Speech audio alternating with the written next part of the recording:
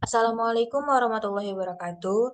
Saya Dita Ayu Septiaulandari dengan NIM 5302 422014 akan mempresentasikan hasil website yang telah saya buat untuk memenuhi ujian akhir semester mata kuliah interaksi manusia dan komputer. Langsung saja, pada website yang saya buat ini tentang tutorial desain yang memuat materi dan yang dimana terdapat materi pembelajaran juga mengenai pengenalan tools CorelDRAW dan fungsinya pada penerapan dalam membuat desain. Yaitu jika kita belum mengenal atau mengetahui tools-tools dari CorelDRAW tersebut.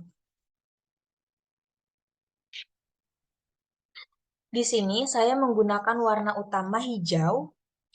Dan untuk keseluruhan atau dominannya menggunakan skema warna monokromatik, yaitu dari warna gelap ke warna yang lebih muda.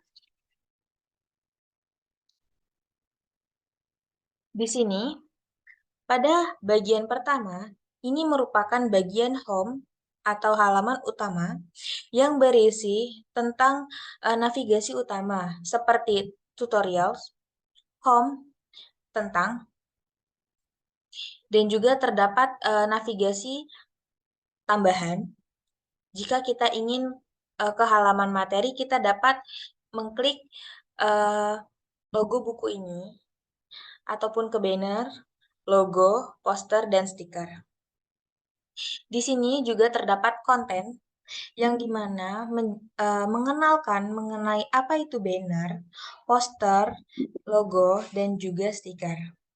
Dan di bawahnya ini merupakan uh, bagian navigasi di mana jika kita ingin belajar tentang tools-tools CorelDRAW tersebut, kita dapat klik pada bagian belajar di sini. Nah, seperti ini akan nampak seperti ini, ya. Pada bagian akhir, ini mencakup footer yang dimana berisi tentang kontak seperti FB, IG, Twitter, seperti itu, dan di mana terdapat navigasi utama ke halaman tentang. Di sini juga terdapat pengenalan sedikit mengenai apa itu tutorial desain dan terdapat informasi mengenai hak cipta. Selanjutnya, di bagian header, di sini terdapat logo, yang dimana logo ini merupakan memvisualisasi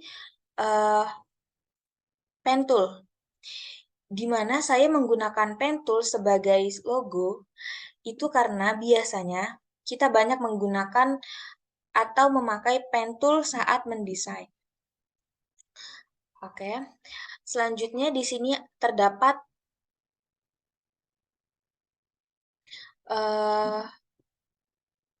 navigasi tutorial, yang dimana jika kita klik, maka akan terdapat navigasi tambahan.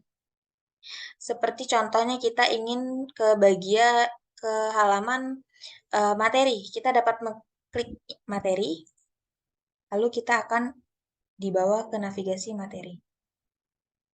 Jika kita ingin kembali, maka kita dapat klik home, dan kita akan kembali ke bagian halaman home. Oke. Selanjutnya kita ke halaman navigasi.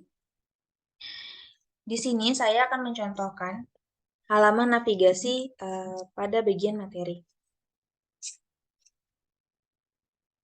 Navigasi ini terdapat dua header, yaitu header pertama di bagian sebelah sini, dan header kedua bagian ini, atau navigasi tambahan. Di mana pada bagian header pertama ini disetting untuk tetap berada pada tempatnya, agar saat kita sudah berada pada bagian bawah atau footer dan kita malas untuk kembali kepada bagian awal, kita dapat mengklik tutorial saja, lalu kita dapat eh, ke halaman selanjutnya seperti itu.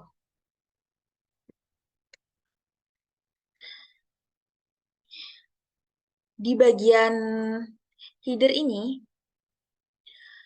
kita dapat men-settingnya menggunakan prototype seperti pada bagian sebelah kanan ini.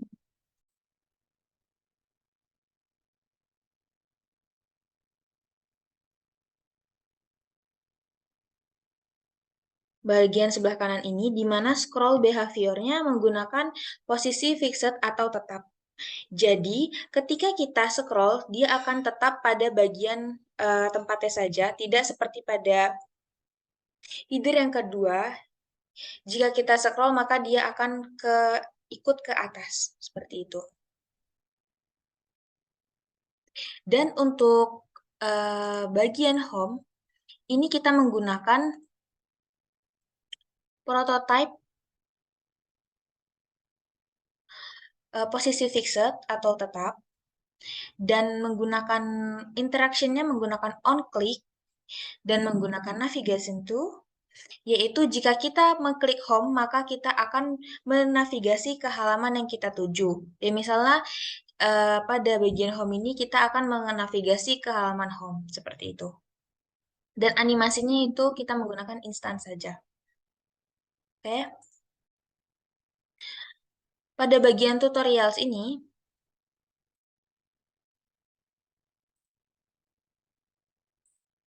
nah, tutorials ini kita menggunakan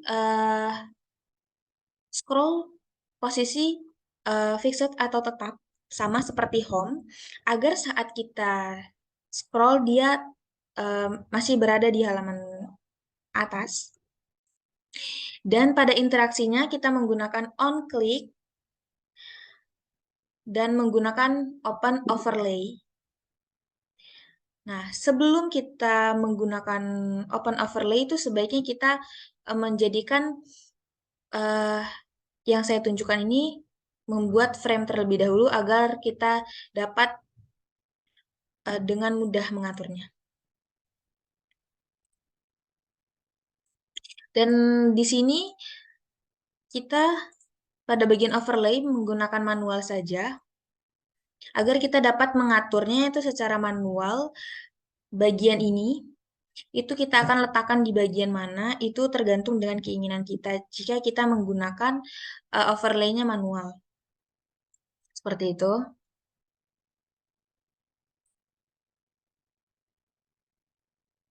Nah, untuk keseluruhannya ini hampir sama, yaitu jika bagian banner pada bagian header atas itu tetap dan pada header 2 ikut scroll ke atas. Seperti ini, dan pada bagian akhir ini merupakan footer. Nah, seperti ini. Kita menggunakan desain yang sama ataupun tidak banyak perubahan yang terjadi, itu menggunakan prinsip dari konsisten, yaitu desain yang tidak banyak berubah saat menavigasi dari halaman satu ke halaman yang lainnya. Yaitu selanjutnya kita ke halaman tentang, di mana pada halaman tentang ini berisi tentang penjabaran atau pengenalan dari website yang saya buat. Jika ingin mengetahui apa website ini berguna untuk apa, kita dapat menavigasi ke halaman tentang. Nah, di sini saya tidak menampilkan header yang kedua agar tidak terlalu banyak merepotkan, karena di sini hanya berisi tentang penjabaran dari website tersebut. Oleh karena itu, saya tidak menaruh header yang kedua di bagian ini. Jika kita ingin menavigasi ke halaman yang lain, kita dapat mengklik ke tutorial ini. Nah, seperti itu.